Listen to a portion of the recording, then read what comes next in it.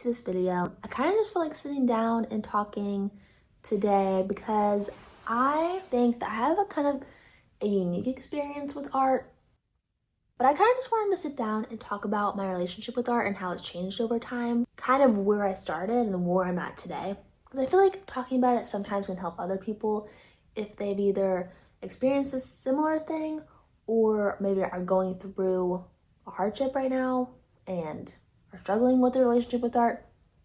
Anyways, I just hope it's helpful.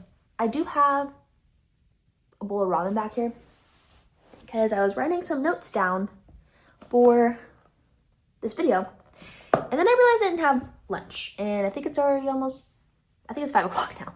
It's 5 o'clock and I haven't had food, so I just wanted to make myself something to eat, sit down with you guys and talk about it, and it's probably going to be a long video, so I'm very sorry about that too. But I think I have some good advice, and I hope that it can be helpful. There's lots of different things that I'll be talking about in this video. A lot of it is my personal experience, trends that other people have seen and talked about, and probably things that you guys already know about too. So let's just get into it. Hopefully this lighting is not bothersome. I'm just sitting on my living room floor.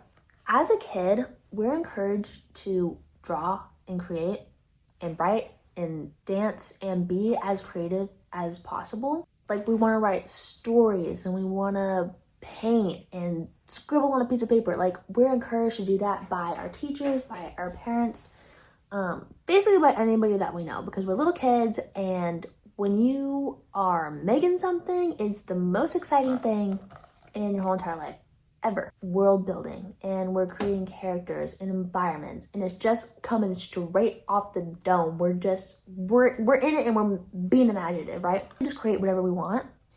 And as a kid, my very first memories were always drawing, because that's just what I've done. I started drawing, I was probably like, when I really started seriously drawing was when I was like 3, which sounds crazy, but it's true. Even if it was so bad and you couldn't even tell what it was. But also I'm looking at my notes because I wrote a lot of things down. I'm grateful that I come from a family that has always encouraged me to be creative and always has encouraged me to draw. And my parents literally kept every single piece of paper that I ever held a pen to and scribbled on it and drawn it. They kept it all. So my whole entire art progression was basically documented. Throughout this video, I'll definitely include some drawings that I have done, just because I think it's fun to look back on and see. And growing up in the early 2000s, we didn't have social media like the way that we do now. And there weren't social media platforms that I could get onto to look at other art, or also if my tummy growled, I am so hungry right now, I apologize. Or just any other platform in general, because what even was the internet in 2004, I guess I was 2, 2006, 2007, 2008. I didn't really, no one really had access to stuff like that, especially as a kid too. Definitely don't have access to it. I would seek inspiration, from my own life and from living. If I wanted to draw something, maybe I want to draw a fairy, I'm going to pull it from my mental library, from fairies that I've seen in books, stories, things that I've heard about it, stuff in the library when you're a kid, movies, freaking Barbie movies. And that can really go with anything. You think, oh my gosh, I'm 6 years old and I really want to draw a bear. Okay, what does a bear look like? Winnie the Pooh. Berenstain Bears. What's the other one? Brother Bear, right? You're gonna pull things that you think of, that you remember. You're like, oh my gosh, I know it has ears and they have a nose and they got a small head, they got a big body, and they got a little tiny fuzzy tail. We're not really thinking about how our abilities are going to transfer on paper. We're just thinking about how fun and excited we are to draw a stupid bear. I remember I wanted to draw Teddy Roosevelt. What does Teddy Roosevelt look like? Okay, I remember the night at the museum. Robin Williams. This is just Robin Williams on a piece of paper. This is not you know what I mean. And I wasn't looking at anything when I was drawing that. I was just thinking about it. I was soaking it in, because I was like, wow, look at that amazing horse or whatever. And I was like, I gotta remember that. I'm gonna draw it later. Because that's just how my brain worked. It's always worked like that. When you're a kid, you're just pulling from your own memory and you're having fun with it. And we don't judge our abilities or our skills, and we're just creating, and that's it. But when we're adults, we look at other art and we judge ourselves and our skills because we're like, oh my gosh, I would never be that good. And that line of thinking just leads to a lack of motivation, and then you just don't draw. And it leads to art block, and you stop challenging your brain to grow as a whole. Your first thought basically is, oh my gosh, I wish I could draw this thing. Your line of thinking and reasoning after that, I'll never be able to do that. I'm not that good. It's not going to turn out good. So then you don't even try, right? And that is the issue. But when you're 7 and you're like, oh my gosh, I really want to draw a fairy house, you're going to do it. You're thinking nothing, but I am so excited to draw this fairy house. This fairy house is going to be pink, and I'm going to add leaves to it, and I'm going to add flowers, and I'm going to add little berries, and their wings are going to be green. We need more of that as adults now. We need to think more like that than our stupid, critical, logical thinking brains. Sorry if the camera angle changed. I had to fix it. And you want to do something, you just do it. You're not thinking about all the negative other opinions and thoughts that come into your brain. Because if comparison and perfectionism are out of the equation, you're just going to create, and that's what you're meant to do. I got off track because my iPhone ran out of storage and I had to fix it. Anyways, we're back on track now. So what if we got rid of comparison and perfectionism from our lives as a whole? Without it, maybe we can actually give ourselves the opportunity to create again. Like when we were kids, we could do anything and we still can. The world is your oyster. When the hell did it stop being our oyster? That's what I want to know. Someone needs to tell me that. Okay, so I'm going to go through, and I'm kind of going to go through my life and tell you guys a little bit about it and where I stood with my relationship with art, and hopefully I don't yap a bunch. Like I said, I've always been creating. When I was a kid, I was really anxious, especially socially. In the social aspect of life, I was extraordinarily anxious, and I struggled a lot with talking to people and having friends and going to people's houses, and all I wanted to do was just be home and be by myself, and that's literally all I could stomach and stand to do. I would stay home from grade school a lot because I just felt so sick, and everything was just so bad. I just didn't understand why. Like, I thought that I was sick, but my parents thought that I was sick, but it's just because I was so anxious. It was giving me physical symptoms. Like, I was nauseous and I felt horrible.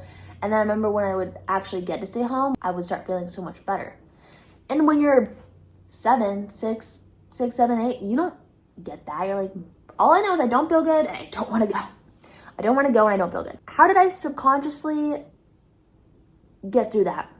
I would draw all the time. I would do art all the time. I would just stay home and I would draw, and that's all I would do.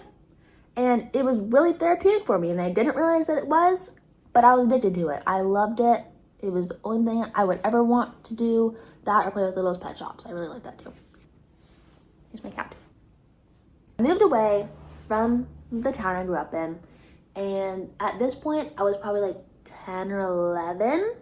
I was 10 when I moved out, when we moved away. Like, my family moved to a new town, and obviously being really anxious growing up, I didn't have any friends. I didn't know anybody. I was gonna start going to public school, and this is where you get to the age where you start thinking about different things. Your brain is being occupied by different topics, like fitting in, making friends, not being a weirdo because you want to have friends. Everybody else has friends. You're like, well, no, I need friends. And you just want to have your little life that you want when you're 10 or when you're 11, when you're in your preteens. Okay, you kind of start thinking about other people rather than just what cartoons you're gonna watch Saturday morning. And I still thought about that, but so at this point, I spend time drawing, but it's also time when comparison kept kind of coming into my life. And it's not always a bad thing. Comparison is only bad if it inhibits your ability to try things or to do things or to go for things. So at this time, I remember getting YouTube, and I remember having Instagram, and even just like social media. It was very new, and I want to say it was almost pure in a way. Like, it wasn't tainted. Like, it's not how it is now. So that wasn't really like an aspect, but it is something to consider that I did have those things. And it was honestly seen kind of as a creative thing. It wasn't like brain rot, being on your phone, all social media is bad. It just feeds your brain with all this useless junk. But back then, it was actually really nice. I wish we can go back. So I would still draw a lot. I would create a lot.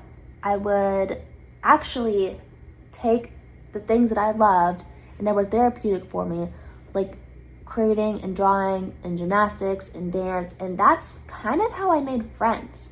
Like, I took this thing that I was really socially anxious about, and then I took the things that I really loved that made me not anxious, and I basically combined them, and that's kind of how I made friends, which I'm so grateful for. But then, you know, you're 11, and you aren't always friends with the people that you were friends with when you were 11, so. And even though I really struggled with anxiety, it really helped me in a way. You go through middle school, and I would still draw a lot. Life was pretty good. Honestly, I really liked middle school.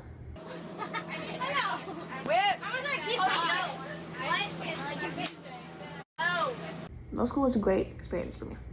But then we get to high school. And that's kind of when it turns downhill. So I get to high school. I have yet to take an art class. I've never taken like an actual art lesson. Like I've always been self-taught. And that was fine for me, but it's not the most efficient when it comes to strengthening your abilities and developing your skills. But it wasn't really like my concern at the time. Like, I was pretty good considering where I was at, I think, and I still haven't like lost my passion for it. I would draw a lot less. Sorry, this like screen is annoying. Obviously, when you're in high school, like school gets harder, go in and out of different friend groups, like drama starts, your first boyfriend dumps you and your world comes crashing down, and you basically are like, how can I think about hobbies and things that I enjoy when all these things are going on? Like, you're doing sports after school, and you have friends, and you're busy, and you're dealing with dumb teen stuff. Oh my gosh, I can't do anything else. When we get older, we're pressured to be good and focus on studies and be good at school and to have friends and not be a weirdo. But sometimes you'll get in trouble for drawing. It's kind of like as if it's become not important. It's put on the back burner.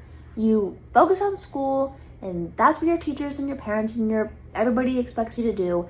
And if you're seen drawing or caught drawing in class, it's like, you're not paying attention, shame on you, okay?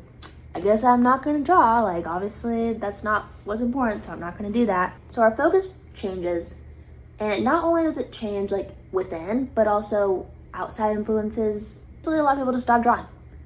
I think a lot of people draw as a kid and they never draw. Pick a pencil, pick a crayon or a marker for as long as they live. For me, I also stopped drawing for a long time. And I would still draw here and there, but like I said, I put it on the back burner. Like, it wasn't important, wasn't, whatever. That was like kind of like half high school, like freshman and sophomore year. Then you start thinking about career choices in college, and school really pushes you to go to college, and they really push for you to do good in school, which I think everybody should try to do good in school. I mean, I tried really, really hard, and I was smart, and I had good grades, but I also really struggled a lot, and it was not very easy for me either. So when applying to college was a requirement for like one of the classes I was taking, like you had to apply to college, I was like, I don't know what I want to do. And so you kind of get in that mindset thinking like, okay, what do I want to do with my life? What do I want to do with my life? Like, everybody is kind of thinking about like what path they're going to take. Are they going to go the medical route? Are you going to do math? Are you going to study science? Are you going to do history? Are you going to be a teacher? Like, what are you going to do? And for me, I never knew.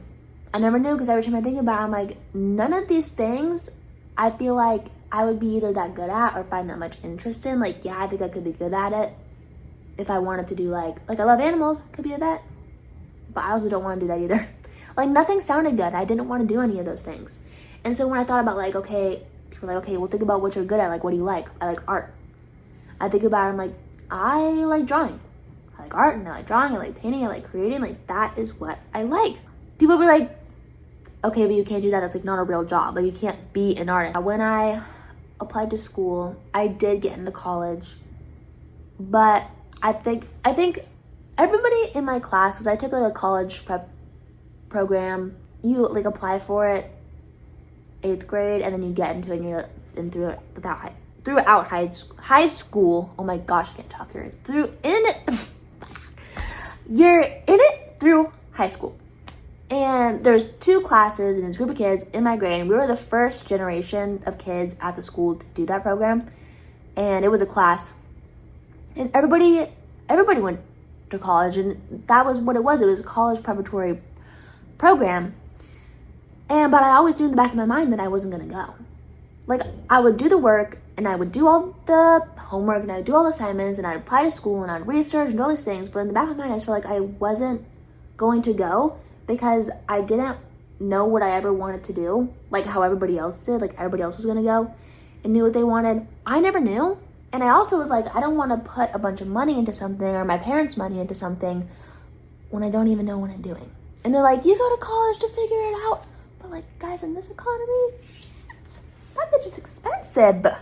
And I don't want to have student debt.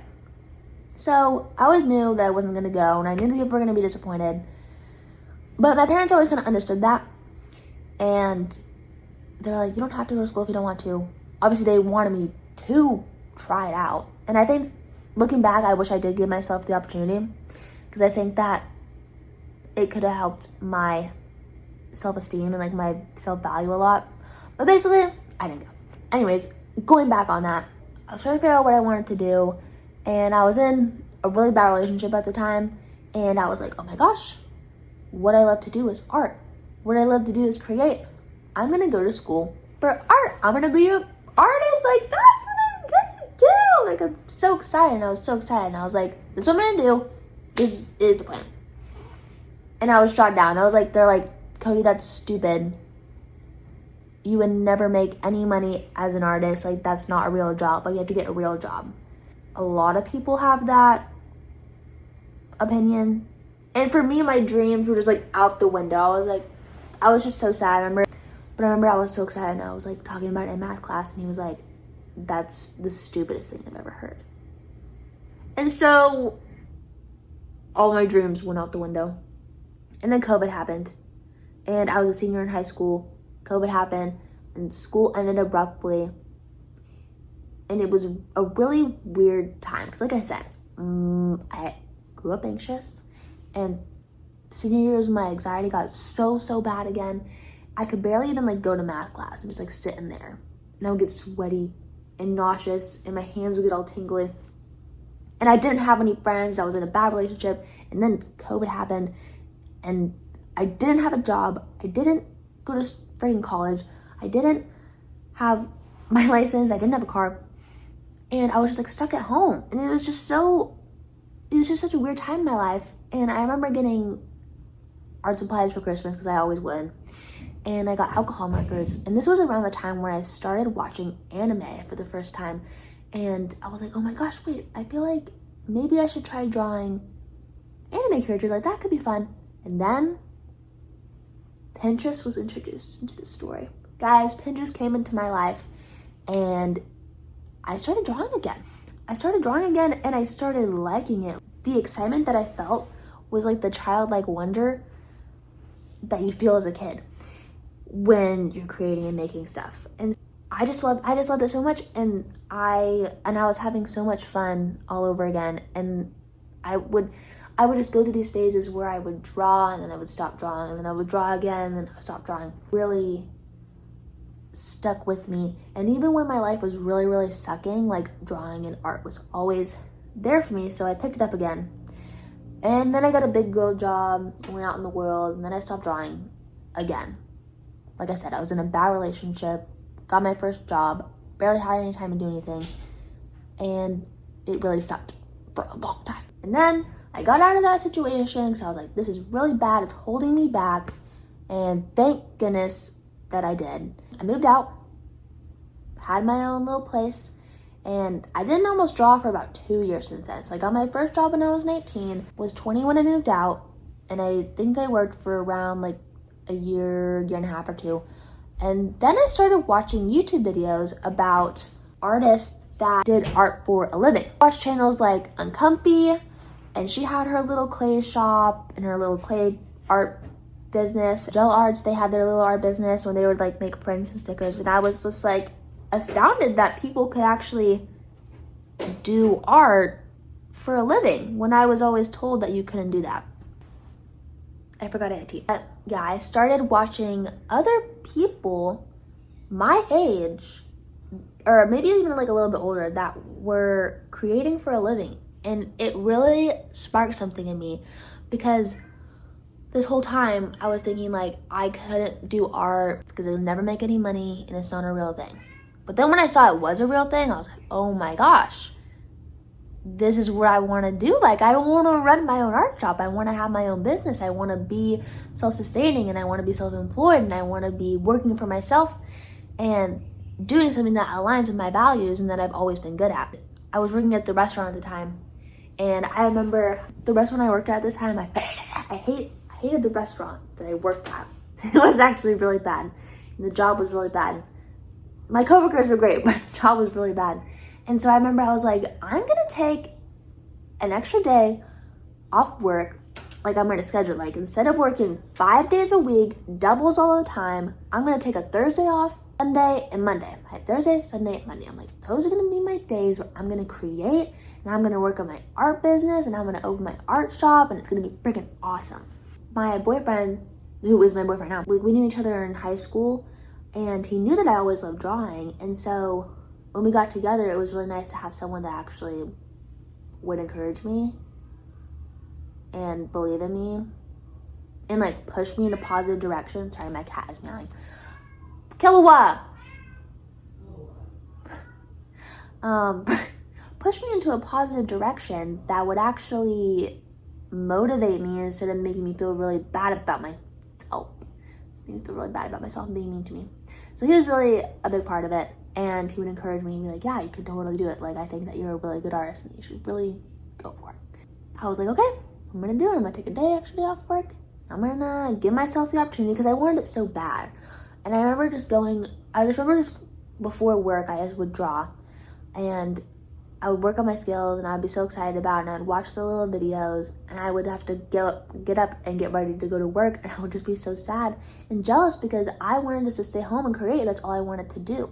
And I used to do that all the time when I was younger, and I stopped, and then I found it again, and it found me again, and I just felt that motivation, and that's all that I wanted. I just wanted it really badly. So at the same time, I was like, okay, I am gonna open my shop, but also I feel like I want to work on my skills. So like I said, I got Pinterest a while ago. I discovered that, and that's when I really started drawing things that made me uncomfortable. So faces, drawing things bigger. Like, I know a lot of the time people, when you're either learning how to draw or just working on your skills, like, people tend to draw things really small. So I'm working on things bigger, shading, doing all the exercises, doing all the practices. I was just so excited. Like, I had that zest for life again. Fast forward a little bit. I'm still serving quite a bit.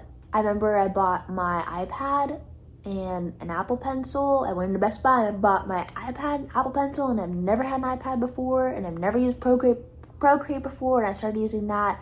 I started my art Instagram, and it was really embarrassing at first. Like, I was like, I don't want to post, but like, who else is gonna follow me besides people that I know? And all my friends were also really supportive of me too. Like, they're very sweet. My old friends in Oregon, and they're really sweet. And then me and my boyfriend had the opportunity to move across the country to Tennessee. And at first we were like, I would never do that. At first we were like, I'm not doing that. That's so far away. Why would I move that far away from my family? Like, everything is here. Like, all of our friends are here. But then the more we lived in the area that we were, and we didn't really want to move back to like our hometown. Like, me and my boyfriend both didn't, just because like there wasn't that much there career-wise, I guess you could say. Like, there's not a bunch of career opportunity, at least for him there. And like, obviously, like, I was working in a restaurant because I can do whatever. And there was so much crime where we were, and it was just unsafe and very expensive. And so we were like, the more we lived there, we were like, okay, maybe we started thinking about it and how maybe that would give us the opportunity to set us up for life. Like, I'm gonna go do this thing. It's like kind of scary, and we're kind of leaving all of our friends and family, and it's sad, but like, also, like, if we could get set up for life and find some good jobs and make some money and start a career, then we can move wherever. You just got to get set up gotta get started. So we did that. The plan was for like him to work because he was just fresh out of college, use his degree, and then I was just going to work on my art business full time, and I was so excited. So I opened up my art business. We moved during the summer. I opened it up, and I started doing polymer clay stuff. And I used to do clay as a kid, and so seeing on Comfy, I would watch her videos a lot. I think her name is Tammy. I'd watch Tammy's videos a lot, and she was so successful at it. And I was like, this is exactly what I want. Like, I want to be a successful artist, and the fact that these people are doing it and they just give themselves the time and the opportunity to, and they did it, and I was like, wow, I want that. So I opened up my art shop. I started doing polymer clay stuff. I had a lot of orders coming in, so much work to do all the time. Like, and as you guys know, if you've ever sculpted anything, clay takes so much time. It takes time to sculpt it, bake it, paint it, like assemble parts and packaging and glazing. That all that is so time consuming. And I was making so much all the time where I just didn't have any time to draw at all. It's great that things are going well, that I am making money, but it also wasn't where I wanted to be, artistically wise, if you know what I mean. First, the pendulum was over here, and it was like, I'm not drawing at all. Then it swung the complete opposite way, where I was just doing art for a living. It was great, but I'm also not making technically that much money, not enough to live in this economy, because I want to have my own, like our own little place that we used to, or I don't know, I gotta figure something out, right? I gotta find a nice balance, because I was working in a restaurant, not doing art, hating that, swung the other way, was doing art full time, but I also didn't have any other time to do the art that I wanted, and also I didn't have enough money and time to go experience life, and I also didn't have any friends, and I just moved to a new area, and I was home alone, and it was just a lot. So I was like, okay, I need to find some kind of balance here, because I don't want to get burnt out, and I was getting really burnt out. What if I get a little part-time job, I work 3 days a week, and then the rest of the time I do art stuff? Yeah, it sucks to have to go out and get a job after not wanting to do that for so long, and finally working my way up towards doing art for a living, but also like I have to have money. I have to have a stable income to buy a car, pay for the car, buy groceries. Like, me and my boyfriend, we just wanted our own place, and I'm so grateful now because we have our own place, because I started doing that little part-time job. I was struggling there for a while because I had my art business, and this is all that I dreamt of, but also it wasn't what I had imagined myself doing. So it's just a complicated situation. And this was about within the last 2 years, right? So I think we moved 2024. Started my little part-time job in May. Bought a car, started in May, yeah. And in August, we got our place. And I just like never thought that we would be able to even own our own place, because being a young adult, this economy, guys, it is so hard to live and work your way up. No one's gonna be able to buy a house, that's for damn sure. I was just so grateful. I was like, okay, I'm working a little bit now. I'm still kind of burnt out, because you know when, like, if you're trying to be creative all the time and then also work, it's just hard. You just get burnt out. And so I was trying to figure out, like, what can I do? Like, I want to do art, but like, how can I do it? And so my boyfriend, his dad has always done tattoos, and he has always been a really great tattoo artist. And then his stepmom got into doing tattooing, and it was something that I had given a slight thought about, but it wasn't something that I really considered for myself, because I was like, it was like how I talked about earlier. I'm like, oh, I could do that, but like I could never do that. Like I would never be good at it. Like I could never do that thing. So the more I thought about it, and the more he talked me into it, and he was like, Cody, like, you're such a good artist, and I see a lot of tattoo artists, and I think that you'd be really good at it. And so he'd really push me. He'd be like, Cody, you should probably do that thing. And I was like, no, like I can't do that, right? But again, the more I started looking into it, I was like, if I could do tattoos, and if I could be a good artist, because at the end of the day, I just want to be a good artist. I think art connects people. I want to keep that going.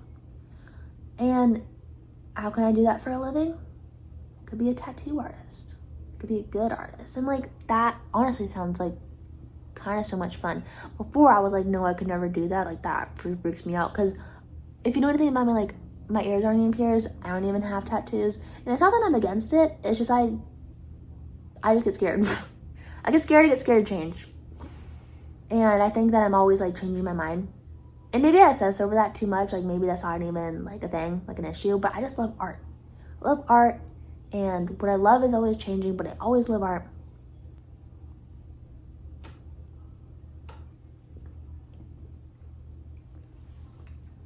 In Tennessee, like if you're a server, you make $2 an hour.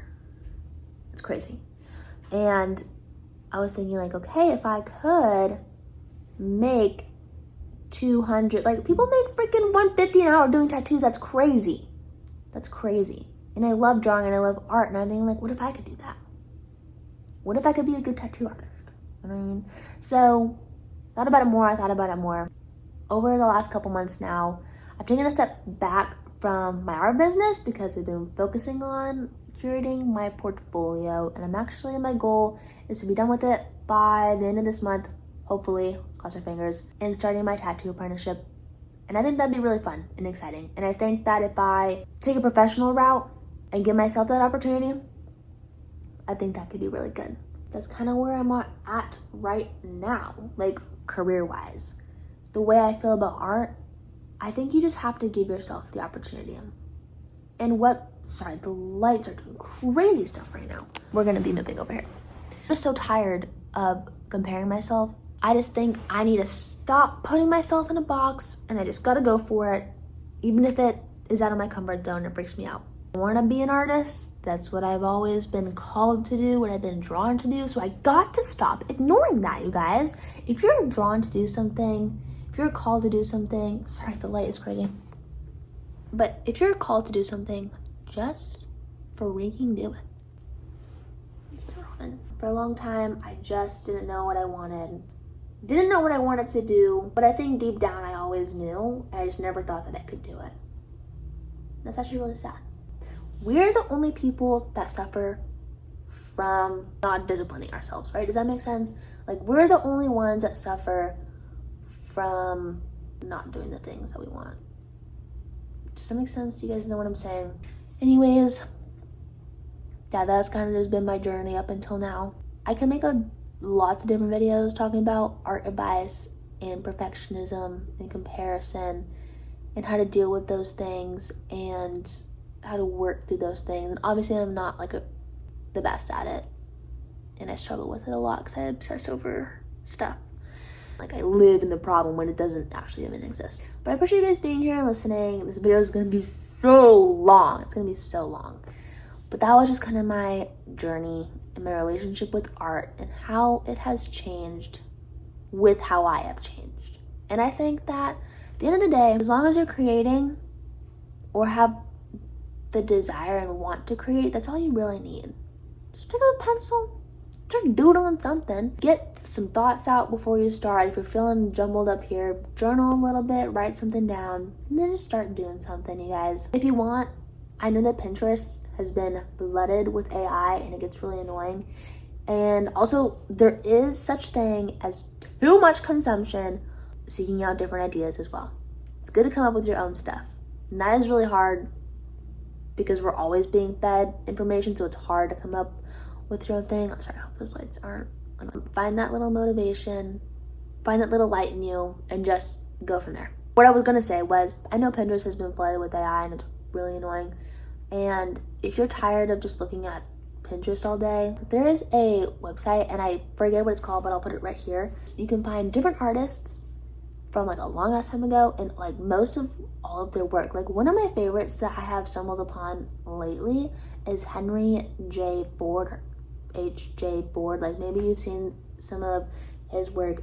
His stuff is really interesting to me, and I found a bunch of different things on there, and that's what really inspires me is I look at different artists, like especially in books and illustration. It just really inspires me. It really gets to me. I recommend that. Definitely look into that. I hope you guys have a good rest of your night. I'm probably gonna play some games, and I did actually film a Minecraft Let's Play, but nothing actually really happened in it. It's just kind of me running around. I think I'll still post it anyways, so hopefully next time I play, we can actually build a house. It matters if I have storage on my phone, truthfully. Guys, go get yourself some dinner. Make a little herbal tea. This is my organ cup. And thank you guys for listening and watching. And I hope that my experience, hopefully this video wasn't too jumbled either. Hopefully my experience could be helpful and give you some little insight. Or just keep going, guys. Just keep going. Like, don't let anybody tell you it's not worth it, that you can't do it, because you can. The world's your freaking oyster. The world is your oyster. Don't let anybody tell you that's freaking not. All right. I'll see you in the next one.